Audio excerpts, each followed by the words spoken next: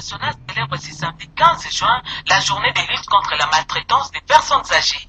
Cette 8e célébration interpelle les États sur les droits des personnes âgées fragilisées. La session ordinaire de mars a pris fin aujourd'hui à l'Assemblée nationale et au Sénat. Les parlementaires devront profiter de leurs vacances pour se mettre à l'écoute de leur base. Les gestionnaires de l'hôpital du cinquantenaire est connu. Il s'agit du groupe indien Padia Healthcare qui a signé les contrats du partenariat avec le gouvernement de la République. Soit actualité, Angèle Kanam Kisinda. Mesdames et messieurs, bonsoir et bienvenue à cette édition d'information, la grande et l'unique pour cette soirée. Nous vous la présentons à pareille heure car la RTNC, dans son rôle de vous informer, a tenu à vous laisser suivre le direct du palais du peuple. Vous étiez nombreux à suivre ces débats houleux qui a clôturé la session de mars. C'était sous la direction de Aubin Minakou. Nous y reviendrons dans nos prochaines éditions. 437 jours de misère, d'errance et de souffrance pour nos frères et sœurs vivant dans la partie est du pays, occupée par des forces étrangères venues agresser la République démocratique du Congo. À toutes les femmes qui ont perdu leur fierté dans cette agression, nous dédions ce journal. Une fois de plus, mesdames et messieurs, bonsoir et bienvenue à cette édition d'information sur la RTNC. Le chef de l'État Joseph Kabila Kabange vient de prendre part ce samedi à Maputo, au Mozambique, au sommet extraordinaire de la SADC. La situation politique au Zimbabwe, à Madagascar, ainsi que la situation sécuritaire en République démocratique du Congo ont été au centre des débats. Jean-Pierre Kibambe Somoïsa, Ernest Moulumba et Matande Kodjaz nous font ce reportage. Le Mozambique, pays assumant la présidence en exercice de la SADC, a abrité ce samedi 15 juin 2013 un sommet extraordinaire de la communauté. Arrivé dans la matinée à Maputo, le président de la République, Joseph Kabila Kabange, a été parmi les chefs d'État qui ont répondu à l'invitation de leur homologue, Emilio Armando Guebuza, président en exercice de la communauté économique pour le développement de l'Afrique australe. À Maputo, le chef de l'État a effectué une brève escale à Afrima Prestige Hotel avant de se rendre au Centre international de conférences Joachim Chissano, où il a pris part avec ses pairs dirigeants africains au sommet extraordinaire de la SADC qui a débattu de la situation politique au Zimbabwe et au Madagascar, mais également de la RDC, dont la situation sécuritaire dans l'est du pays demeure une des questions brûlantes pour la communauté. Le dossier RDC a été largement débattu à Addis Abeba lors du dernier sommet extraordinaire, sommet qui avait abouti à des grandes décisions, à savoir notamment l'accélération et l'appui total au déploiement de la brigade spéciale d'intervention sur le terrain. Le processus suit son cours, les forces tanzaniennes sont au complet, les Sud-Africains se déploient et les Malawites devraient aussi arriver à Goma. Question zimbabwéenne. Le sommet s'est penché sur le rapport du président Jacob Zuma en sa qualité de facilitateur, médiateur dans la mise en œuvre de l'accord politique global de 2009 par l'entremise de trois entités principales signataires de l'accord, le président Mugabe au nom du parti ZANU-PF, le Premier ministre Tsvangirai pour le MPCT et le vice-premier ministre Mutambara pour le compte du MPCM, ces derniers mouvements politiques qui s'est scindé en deux. La grande préoccupation des chefs d'État est d'aider les leaders zimbabwéens à trouver un compromis qui puisse permettre de cheminer vers un processus électoral harmonisé et apaisé qui devrait mettre un terme à la transition et aboutir à l'élection des animateurs de nouvelles institutions démocratiques au Zimbabwe. Examen de l'évolution de la situation politique au Madagascar. Les chefs d'État ont été mis au courant de la situation des trois candidats, à savoir Ratirak, Rajolina et Madame Ravalomanan, qui normalement sont inéligibles. Deux d'entre eux n'ont pas résidé pendant 6 mois au pays, comme le veut la loi électorale, tandis que l'autre candidat, Rajolina, a déposé sa candidature hors délai. Bien, au Sénat, Léon Kengo Wadondo s'est dit satisfait du déroulement des travaux de la session ordinaire de mars 2013 qu'il a clôturé ce samedi matin. Avant cela, la plénière du Sénat avait adopté 2 textes de loi après leur harmonisation par la commission mixte paritaire. Bertin Ekofo Isaoso et John Kayumba pour le reportage. La session ordinaire de mars 2013 se termine sur une note de satisfaction au Sénat. La plupart des matières examinées ont été validées et votées. Le président du Sénat, Léon Kengo Wadondo, en a présenté le bilan dans son discours de clôture ce samedi au Palais du Peuple. Au plan législatif, 29 projets de loi ont été votés et adoptés. Au chapitre du contrôle parlementaire, le Sénat a exercé ses prérogatives constitutionnelles à travers 3 questions orales, une question écrite, 2 questions d'actualité et 3 commissions d'enquête. La diplomatie parlementaire n'est pas demeurée en reste. Plusieurs audiences ont été accordées, soit par moi-même, soit par les membres du bureau à des personnalités du monde politique, diplomatique, économique, social et culturel. Peu avant la clôture, l'Assemblée plénière a adopté 2 projets de loi dans leur version harmonisée. L'un autorisant la ratification du protocole sur la finance et l'investissement de la SADC, l'autre sur l'adhésion à la Convention relative aux droits des personnes handicapées et du protocole facultatif. Le ministre délégué auprès du Premier ministre en charge des Finances a fait le plaidoyer en faveur du protocole de la SADC. Le débat a démontré l'importance de l'émergence d'une classe moyenne des Congolais. N'est-il pas indispensable, lorsqu'on veut promouvoir les investissements, qu'on puisse susciter une classe moyenne des Congolais? Depuis la fin de l'année dernière, le gouvernement a décidé de remettre à flot la SOFIDE. Parce que, justement, pour créer cette classe moyenne, cette loi permettra de créer un climat favorable dans la région et de contribuer à la convergence des politiques macroéconomiques des États partis.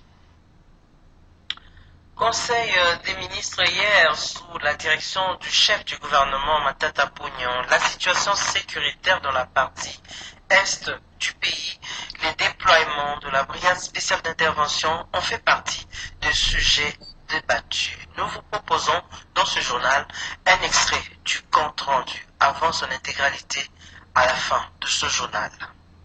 La situation sécuritaire sur toute l'étendue du territoire national demeure calme, à l'exception d'une partie du Nord Kivu. Le déploiement de la brigade d'intervention de la MONUSCO dans cette partie du territoire se poursuit normalement. Le bataillon tanzanien de cette brigade est presque complètement sur terrain. Les unités des forces sud-africaines sont en train d'arriver au Nord Kivu.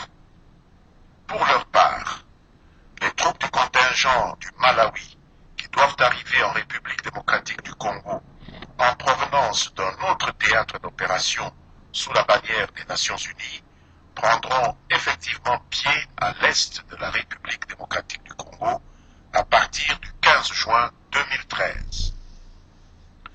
Dans le même temps, plusieurs redditions des éléments des forces négatives, y compris celles du M23 et de la milice Raïa Mutomboki, sont signalées au Nord Kivu. Ils se rendent entre les mains des autorités militaires du Nord Kivu et de la province du Maniema. Ces perspectives de normalisation semblent sêmer la panique dans les rangs des impénitents parmi les forces négatives. Il est ainsi signalé que les forces négatives du M23 ont relancé des actes de provocation contre des unités régulières des forces armées de la République démocratique du Congo, ainsi que des actes de violence ou des menaces de violence à l'égard des populations civiles qui refusent de soutenir leurs funestes projets. C'est dans ce contexte que se situent les rumeurs de nouvelles attaques répandues régulièrement par des personnes à la solde du M23, dont l'objectif semble être d'entretenir une psychose au sein de la population de Goma et de toute la province du Nord Kivu. Bien. L'an 1 du gouvernement membres du gouvernement qui sont encore retenus par les charges de l'État. Ce soir, nous revenons sur le bilan du ministère de l'Industrie. Suivez cet extrait. Pas de développement sans industrie. L'industrie est un secteur porteur de croissance. Et comme vous le savez, notre pays a connu un moment difficile dans l'environnement industriel. Le tissu industriel a été détruit par les pillages des tristes mémoires de 1991-92. Vous étiez présent. Auparavant, par les mesures des aérianisations qui avaient décrédibilisé notre environnement industriel parce que ceux qui avaient leurs capitaux investis ici nous avaient retiré toute la confiance. Et aussi, il y a des conflits armés à répétition qui ne font que décourager ceux qui veulent investir dans notre pays. Mais grâce à Joseph Kabila Kabange, parce qu'il faut dire les choses telles qu'elles sont et placer les mots là où il faut, la confiance est de retour. De retour. Pourquoi et comment? C'est parce que nous avons enregistré un afflux d'investissement, surtout dans le domaine qui est le nôtre. C'est le domaine des industries. Alors, qu'avons-nous fait? Nous avons commencé par réhabiliter les industries en difficulté. Bien, vous aurez le plaisir de suivre l'intégralité de cette émission juste après le générique fin de ce journal. Et après cette émission l'an 1, vous suivrez également le compte rendu en intégralité, le compte rendu du Conseil de ministres d'hier. Un tournant décisif pour l'hôpital du cinquantenaire de Kinshasa. Le gouvernement de la République vient de signer le contrat de gestion de l'hôpital avec le groupe Padia Healthcare œuvrant en Inde et au Moyen-Orient. Virginie Lofembe, commentaire. Le 31 août 2013, l'hôpital du cinquantenaire de Kinshasa ouvre ses portes au public. C'est la conséquence de la signature du contrat de gestion de cet hôpital sous mode partenariat public-privé entre le gouvernement de la République par le biais du ministre de la Santé publique, le Dr Félix Kabange Numbi, et Padiaf Healthcare, une filiale multinationale qui gère 20 cliniques en Inde et au Moyen-Orient, représentée par le Dr Azeb Rahman Padiaf, directeur général du groupe et chirurgien spécialiste et lauréat du prix national pour le meilleur chercheur médical en Inde. À l'issue de la signature de ce contrat, le Dr Félix Kabange Numbi a remercié le chef de l'État Joseph Kabila Kabange pour sa vision de la révolution de la modernité, particulièrement dans le secteur de la santé, et le Premier ministre, chef du gouvernement, Augustin Matata Ponyo, qui a fait de l'ouverture de l'hôpital du cinquantenaire une priorité des priorités, ce avant de rassurer la population. À ceux qui doutaient sur la mise en œuvre de cet hôpital, ce jour marque le début de la dernière phase qui nous mènera dans les 75 prochains jours à l'ouverture officielle de l'hôpital de cinquantenaire de Kinshasa. La cérémonie de la signature du contrat de gestion s'est clôturée par une visite guidée de l'hôpital. Le monde entier célèbre ce 15 juin 2013 la journée de lutte contre la maltraitance des personnes âgées. Cette 8e célébration s'interroge sur l'accès aux droits des personnes âgées fragilisées. Patrick, Michel Moukoui et Jojo Ndibou. Reportage.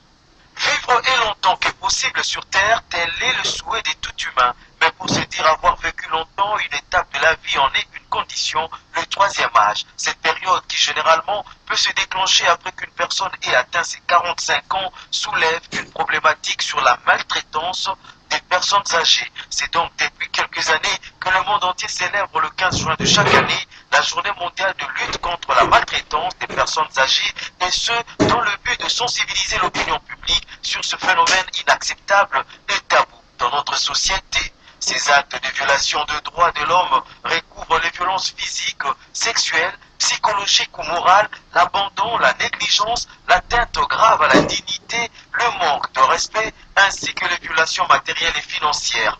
La 8e célébration de cette journée mondiale s'interroge sur l'accession aux droits des personnes âgées fragilisées. Une étude démontre alors que plusieurs personnes de 3e âge perdent leurs droits jusqu'à la privation d'accès à leurs biens privés. Une des raisons qui les projette, donc les hommes des vieillards.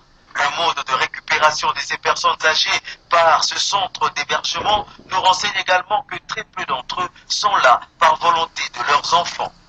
Cette situation risque de s'accroître dans les prochaines années compte tenu du vieillissement rapide de la population dans de nombreux pays. Ainsi, de jeunes et adultes accusés de maltraitance doivent lutter pour mettre fin à cette pratique, car atteindre le troisième âge n'est qu'une question d'un temps pour tous. Attention, attention, vérifiez toujours quand vous achetez les produits pharmaceutiques. Depuis quelques temps, beaucoup des médicaments mis en vente ici à Kinshasa sont soit périmés ou non conformes. Les services sont à l'œuvre pour mettre fin à cet état de choses. Christine Lenzo.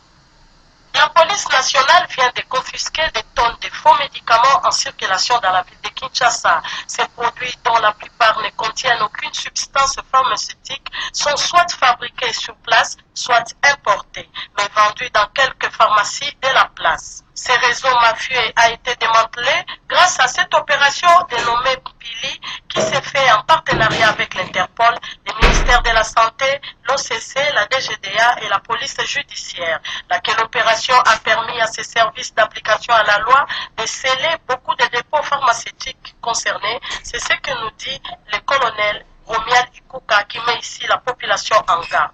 Nous avons abordé notre opération à partir d'une base de données de tout ce qu'il y a comme maison, pharmacie, entrepôt qui contrefont les médicaments et qui concourent à mettre un climat de criminalité pharmaceutique assez élevé. Nous avons évalué à 31 cibles faisant des produits tout à fait variés, changeant carrément les étiquettes des médicaments périmés et remettant des étiquettes nouvelles. Il est donc recommandé à la population d'y veiller et d'alerter la police à tout moment. Bien, à cette étape du journal, je vais devoir recevoir un collègue de la direction des sports. Il s'agit de Kapulo Manakapulo. Demain, on doit s'attendre à une très grande rencontre. Les 11 nationales de la RDC va livrer un important match qui compte pour la 5e journée des éliminatoires de la Coupe du Monde Brésil 2014. François, bonsoir. Bonsoir, à quoi s'attendre demain? Bien, on va s'attendre à ce match qui est très très important sur le plan du résultat, surtout que la Libye a gagné, donc la Libye a relancé les groupes, mais le grand événement sportif attendu demain à partir de 15h30 et pour lequel d'ailleurs nous sommes mobilisés pour répondre d'abord aux nombreuses attentes de nos téléspectateurs, ensuite pour nous conformer à nos missions politiques, c'est-à-dire informer, former et divertir, ne pourra plus être accompli. La Fédération congolaise de football, l'association, la FECOFA, dont les activités, la plupart des activités sont financées par le gouvernement congolais à 80%, a décidé autrement en confiant le grand match de demain RDC Cameroun à une chaîne privée de la place. Alors la RTNC est au regret de ne pas servir ses nombreux téléspectateurs, ses fidèles téléspectateurs éparpillés à travers la République démocratique du Congo, à travers également le monde, parce que Madame Angèle Canal, vous le savez, tout le monde le sait, nous sommes sur le satellite, donc nous ne pouvons pas le faire. Nous avons beaucoup de respect pour nos téléspectateurs, mais la RTNC ne peut rien faire, car la FECOFA semble être... La question c'est pourquoi? Bon, la fédération estime qu'elle a le droit de désigner n'importe quelle chaîne de par sa volonté.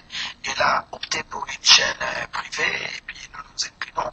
Mais étant donné que c'est une équipe nationale qui se joue dans un stade national et la tradition a toujours voulu que ce soit la radio-télévision nationale congolaise qui puisse retransmettre ce match pour atteindre la plupart de nos téléspectateurs et par les demandes. Ce n'est pas fait, mais on ne va pas chercher la polémique. Nous préférons éviter des querelles tout à fait d'enfants sur la rue et nous préférons rester chez nous à la maison. Merci beaucoup Kapulo. J'espère que nos téléspectateurs vont continuer à vous poser des questions, mais je pense que ce n'est pas ici qu'on pourra détailler le sujet et vous avez plusieurs programmes au cours desquels vous pouvez revenir là-dessus. La grande information, c'est que le match aura lieu demain, mais la RTNC ne sera pas en mesure de le transmettre en direct. Richard Mouyej-Manguez-Mans, ministre de l'Intérieur, sur les chevaux de la campagne de la décentralisation, était hier à Mbujimaï. La population lui a réservé un accueil délirant que je vous convie à suivre dans cet élément où Oscar Mbal revient aussi sur d'autres activités du ministre au Kasaï oriental. Suivez. Première visite officielle du ministre de l'Intérieur, Sécurité, Décentralisation et Affaires coutumières au Kasaï oriental. À son arrivée, Richard Mouyej a reçu un accueil délirant des forces vives de la province du Kasaï oriental, mobilisées comme un seul homme autour du gouverneur Alphonse Moïka Sanche. Après le défilé des grandes unités de la police nationale congolaise, Richard Mouyej a eu un contact physique avec la foule amassée à l'aéroport international de Bipemba pour l'ovationner. Direction la résidence officielle de l'autorité provinciale Alphonse Moïka Sanche pour une séance de briefing avec le ministre de l'Intérieur sur la situation sécuritaire dans sa juridiction. Situation relativement calme, constat relevé lors du Conseil local de sécurité présidé par les patrons de la territoriale. Des engagements ont été pris pour renforcer les capacités opérationnelles de la PNC, notamment en charroi automobile, pour sécuriser les personnes et leurs biens. Le séjour du ministre de l'Intérieur en Mbujimaï a été sanctionné par une conférence de presse qui a mis face à face Richard Mouyej-Manguez-Mans et la presse locale. Des questions sur la mise en œuvre de la décentralisation, les budgets d'investissement pour les provinces et bien d'autres ont été abordés lors des échanges. Nous avons accueilli la décentralisation en deux fois.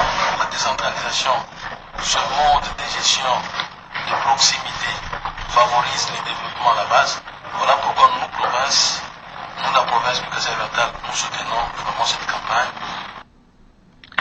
L'agression de la République démocratique du Congo par les forces étrangères bénéficie malheureusement de la collaboration de certains fils du pays.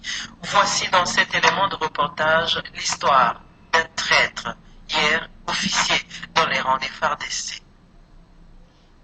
Ces images ont été tournées dans les collines de Lubero, au nord Kivu, quelques mois avant la prise de la ville de Goma par les rebelles du M23. En images, les éléments du M23 venus à la rencontre du colonel Kahacha, commandant du régiment FARDC à Lubero, qui venait récemment d'effectuer son retranchement de l'armée régulière. C'est en fait un escorte des éléments du M23 venus rejoindre Kahacha pour le conduire à destination, c'est-à-dire dans le territoire de Rutshuru, bastion du M23. Dans toute la région de l'est du pays, précisément dans les zones urbaines, Kahacha s'est fait passer pour un messie, le seul capable à secourir les populations du Grand Kivu contre les exactions des armées étrangères. Par contre, dans les collines, il change de position et tient un autre discours dont voici la preuve. Le 20 juin 2012, avant d'arriver à Rutshuru, accompagné de quelques officiers FARDC, notamment du colonel Mbouleza, se trouvant présentement à Kibumba, Kahacha confirme son adhésion au M23. On a la M23 associé au M23, moi je dis oui. Pourquoi cela? L'ennemi de ton ennemi, c'est ton ami. C'est-à-dire, nous sommes ensemble. Signature d'un protocole d'accord hier entre le gouvernement et les pétroliers. Ce protocole porte sur la conception des outils de gestion de crise lors des déclarations de pollution. Suzanne Lumana, Florent Ochumbi, commentaire. Le gouvernement de la République a signé un protocole d'accord avec les opérateurs pétroliers maritimes pour mettre en place un cadre de concertation sur toutes les questions en rapport avec la lutte contre les pollutions marines. Ce plan vient résoudre les soucis de maintenir l'équilibre entre l'exploitation des hydrocarbures, les activités portuaires, les transports maritimes et la méga biodiversité qui regorge la République démocratique du Congo. Le directeur de cabinet du ministre de l'Environnement, représentant du ministre, a démontré à ses hôtes que la République démocratique du Congo est une puissance environnementale dont la protection incombe à la communauté nationale et internationale. C'est dans cette optique que la RDC est sollicitée par la Coordination nationale de la Convention d'Abidjan pour abriter le Centre régional d'intervention d'urgence de lutte contre les pollutions marines. À ce propos, je vous informe que le gouvernement de la République, sous l'impulsion de son Excellence Monsieur le Président de la République, Joseph Kabila Kabange, va ratifier incessamment toutes les conventions internationales pertinentes pour se conformer aux exigences liées à cette sollicitation.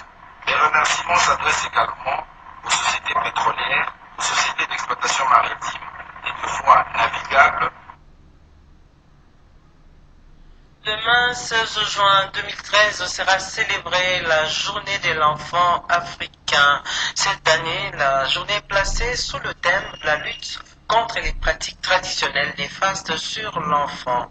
Voici un extrait du message de Geneviève Inagossi, ministre du Genre, Famille et Enfants. La célébration de la Journée de l'enfant africain nous donne l'opportunité de rappeler l'engagement constant du gouvernement de la République démocratique du Congo, conduit par le Premier ministre Matata Ponyo, d'offrir au jour le jour un cadre propice à l'expansion des droits de l'enfant en vue de leur plein épanouissement. La promulgation par son Excellence Monsieur le Président de la République Joseph Kabila de la loi portant protection de l'enfant, l'installation progressive des tribunaux pour enfants et la désignation des juges pour enfants, l'augmentation du budget alloué à l'éducation nationale en 2013, ainsi que le processus en cours pour la mise en place du Conseil national de l'enfant et du Parlement pour les enfants, sont autant d'indicateurs qui traduisent la détermination du gouvernement de privilégier l'intérêt supérieur de l'enfant dans sa politique globale.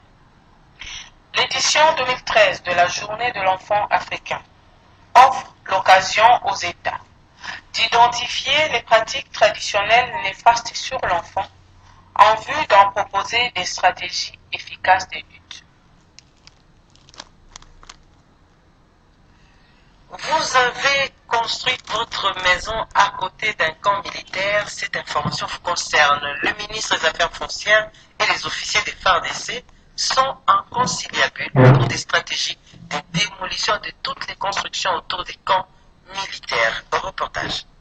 Les constructions anarchiques érigées aux alentours du camp Seta et du camp Badara seront bientôt démolies. Une réunion préparatoire a mis autour d'une table les officiers des forces armées de la RDC et le ministre des Affaires foncières Robert Mbinga pour l'identification et le dénombrement des sites se trouvant dans les périmètres du domaine militaire. Comme nous l'avons dit, dans le cadre de la réforme de l'armée, les formations vont reprendre, y compris les troupes aéroportées, et donc il faudra bien que l'espace du domaine militaire soit de nouveau libre pour permettre des exercices d'entraînement, notamment des parachutistes. Le camp CETA, c'est à la fois ces constructions, les militaires, mais aussi tout l'espace nécessaire à l'exercice des activités de formation et notamment de nos troupes aéroportées. Nous ferons communication au gouvernement et le gouverneur de la ville aura la situation pour qu'il prenne l'arrêté de démolition et les engins vont entrer en jeu.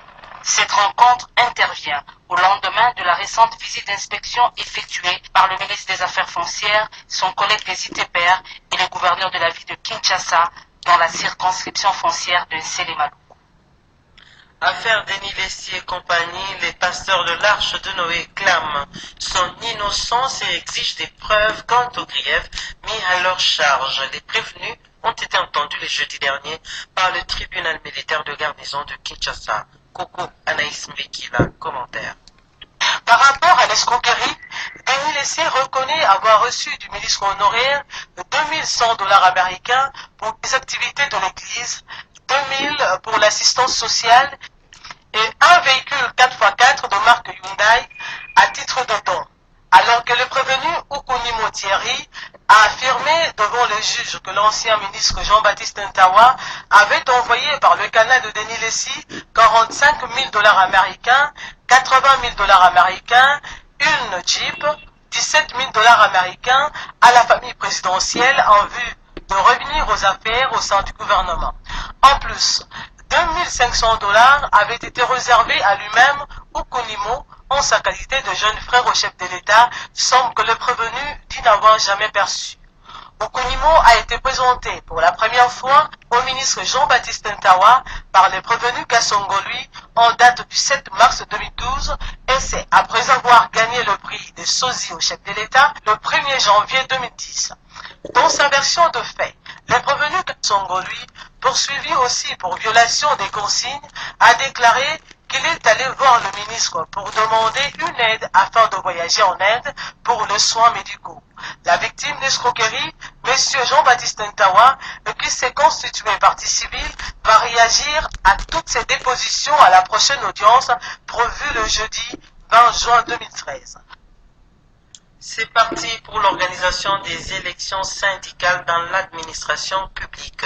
Les ministres de la fonction publique Jean-Claude Kibala a signé pour ce faire un protocole d'accord avec les délégués syndicaux pour la tenue de ces élections très prochainement. Joël Lungenza, bienvenue au Sala. Reportage.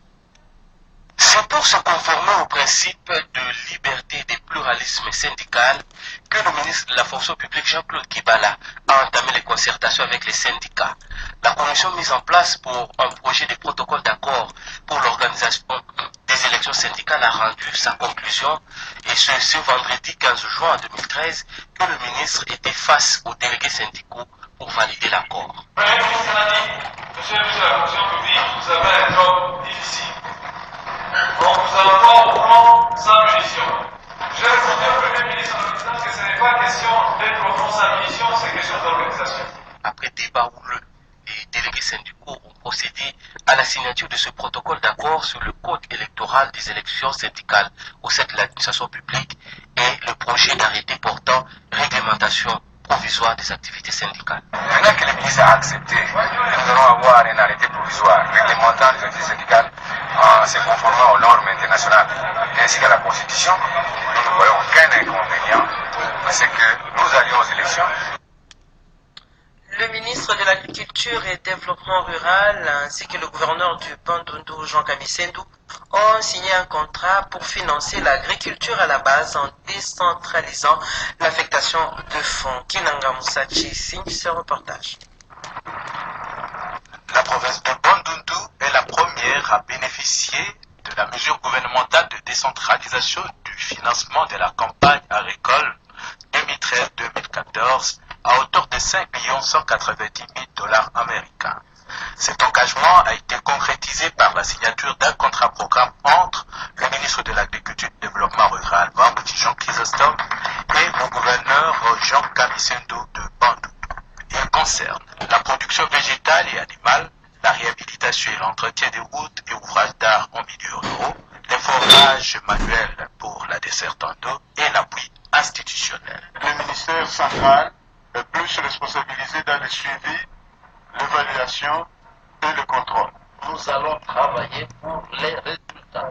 Nous avons des villages agricoles qui sont des villages modernes mais à vocation agricole. Un autre protocole d'accord, c'est un contrat de gardiennage. Il engage la société Tango Protection pour la protection des installations des Newdaïbé. Séance de travail hier entre les membres de la DGDA, la FEC ainsi que les partenaires sur la vulgarisation des récentes réformes douanières pour leur application dans le secteur privé. Yvette Makoutima, Guilain Mukunga, Rikin Souzi signe le reportage. L'accélération des réformes douanières initiées par le gouvernement de la RDC, sujet qui a mis autour d'une même table les membres de la Direction générale des douanes et accises et la Fédération d'entreprises du Congo, ainsi que leurs partenaires. Les deux directeurs généraux adjoints de la DGDA, Gabriel Mouepou et Carole Loutaladio, se sont attardés sur 3 axes essentiels dans le partenariat douane-secteur privé, à savoir la suppression de la procédure d'enlèvement d'urgence des marchandises, sujet déjà soumis à la FEC, la réforme des audits a posteriori au niveau de la frontière et enfin la conciliation des données entre BIVAC et le gouvernement. La DGDA compte en outre mener un contrôle des véhicules usagés importés avant leur embarquement à l'étranger.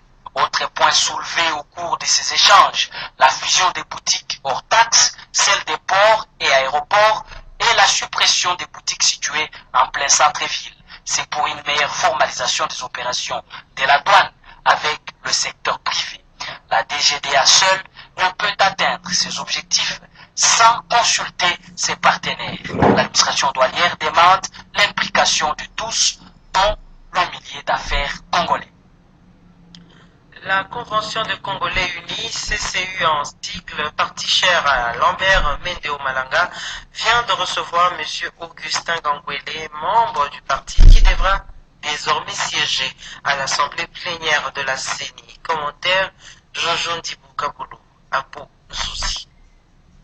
Après la promulgation de l'ordonnance présidentielle portant investiture du nouveau bureau de la Commission électorale nationale indépendante, CENI, et la cérémonie des prestations des serments à la Cour suprême de justice, la Convention des Congolais Unis, CCU, parti cher à Lambert Mendeo Malanga, n'est pas resté indifférent suite à l'élévation de l'un des membres de la CCU en la personne de M. Augustin Gangwele Bobi comme membre du nouveau bureau de la CENI en qualité des membres de l'Assemblée plénière. C'est le siège de la Convention des Congolais Unis, situé sur l'avenue de Palmé dans la commune de la Gombe, qui a servi de cadre à la cérémonie de la présentation de Cédine Fils à sa famille politique. Le promu a adressé ses remerciements à l'autorité morale du parti, Lambert Mendeo Malanga, et à tous les membres de la CCU, ainsi qu'au groupe parlementaire Terre d'Avenir pour leur soutien. Pour lui, ils seront jugés rien que par leurs actes et le travail. L'initiateur du parti, Lambert Mendeo Malanga, a fait savoir que la CCU est un parti lobbyiste et que les choix portés sur M. Gangwele Bobi Augustin, natif de la ville-province de Kinshasa, de la descendance et de la lignée des grands chefs coutumiers des Kumbu, revêt toute son importance car il exprime la volonté du chef de l'État, Joseph Kabila Kabange, autorité morale de la majorité présidentielle dont la CCU fait partie, et de l'Assemblée nationale à rétablir l'équilibre de la représentativité de la ville-province Kinshasa au sein de cette institution d'appui à la démocratie. À ce propos, je voudrais vous lire ces messages de félicitations.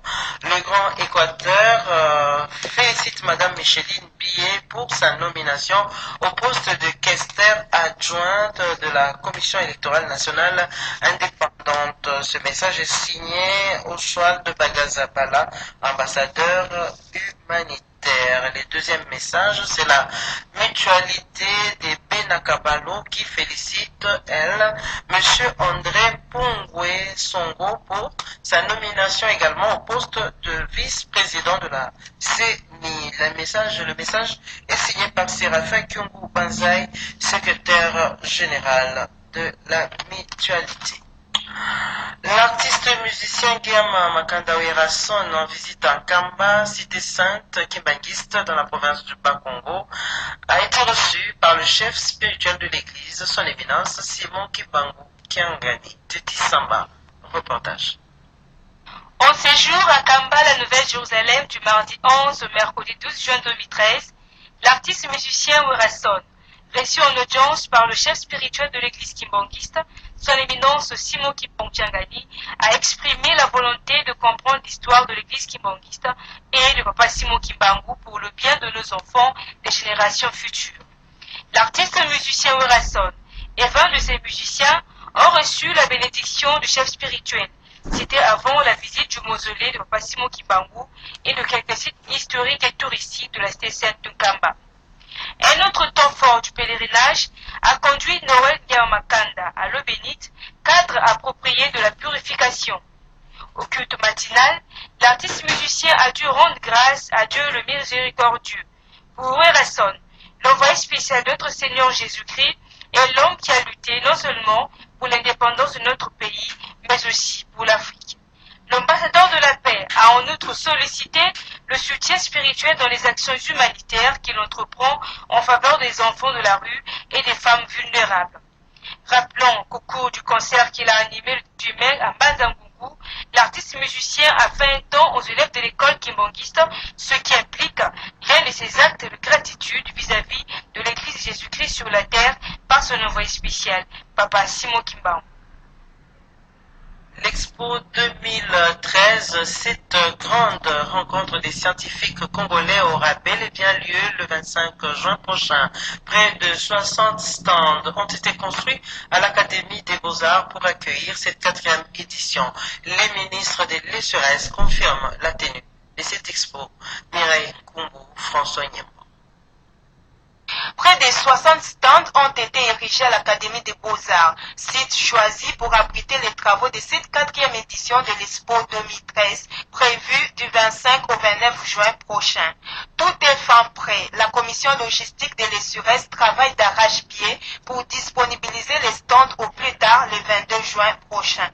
Pour le ministre de l'Essurès, Bonaventure Tchelolo Chima, cette exposition d'œuvres d'esprit mettra sur scène les avancées de la science RD congolaise dans différents domaines. Cette 4e édition de la conférence des chefs d'établissement est une occasion pour mon ministère de réfléchir davantage sur les facteurs de développement et les mesures d'application pour que ces derniers soient durables. Je profite de cette occasion pour inviter les chefs d'établissement à participer massivement du 25 au 29 juin, ici à Kinshasa, à cette grande rencontre des scientifiques congolais. Chaque chef d'établissement doit se sentir concerné par l'organisation de cet événement et la présence de tous est d'une grande importance. Nous allons clôturer ce journal avec cette information. La lutte contre la fabrication des sachets non biodégradables et la vente de l'eau en sachet se poursuit, voulais-je dire, sans désemparer. Un autre local pris en flagrance vient d'être scellé dans la commune de Limete. Jojo Ndibukaboulou, Jean-Marie Kadiata, au reportage. Campagne lancée depuis un certain temps par le ministre de l'Industrie, Petites et Moyennes Entreprises, Rémi Moussoungaï, en ce qui concerne l'interdiction de la fabrication des sachets non biodégradables et la vente de l'eau en sachet poursuit son cours normal à travers la capitale et sur toute l'étendue du territoire dans le cadre de la révolution de la modernité et de l'initiation à la nouvelle citoyenneté telle que prônée par le chef de l'État, Joseph Kabila Kabange. C'est dans cette optique que l'entreprise Sinaco, située sur la première rue Limete, vient d'être prise en flagrance délit car elle continue à fabriquer les sachets non biodégradables. L'équipe diligentée par le ministère de l'Industrie et Petites et Moyennes Entreprises, constituée de la police nationale congolaise, des inspecteurs judiciaires et des membres du cabinet du ministère de l'Industrie, a procédé au scellage des portes de cette société après avoir détruit un lot important des stocks des sachets non biodégradables importés. Nous avons constaté l'eau interdite par la loi. Nous avons détruit les stocks. Le parquet a procédé au scellage des lisiers. Et nous avons constaté aussi un stock de sachets non biodégradables importés. Le parquet a scellé aussi l'entrée. Bien, ainsi se termine ce journal, mesdames et messieurs. Merci à vous qui l'avez suivi. Je vous recommande de garder vos fauteuils car tout de suite après moi, vous allez suivre l'émission L'an 1 du gouvernement qui reçoit une fois de plus pour vous les ministres de l'Industrie. Après cette émission, vous suivrez l'intégralité du compte rendu du Conseil des ministres présidé hier par Matata Pognon, chef du gouvernement. Je voudrais à cette étape dire merci également à Nanou Umba et Jacques Chiboaba, Meji qui ont concouru à la rédaction